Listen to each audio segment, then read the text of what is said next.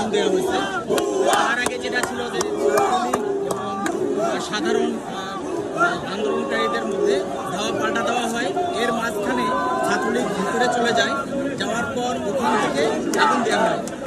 আন্দোলনকারীদের বক্তব্য হচ্ছে এখানে আন্দোলনকারীরা সবাই এক সাইডে শাহবাগে অবস্থান করছে, তার মানে ছাত্রলীগ এবং যুবলীগ ছিল ভিতরে হসপিটালের ওই সাইডে।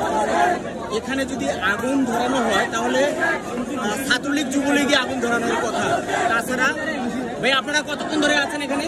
আমরা সকালে আছি, তাহলে আগুনটা তো ছাত্রলীগ যুবলীগে দেওয়ার কথা। এটাই তো ছাত্ররা দেয়নি আগুন, মানে আন্দোলনকারীরা অবশ্যই না,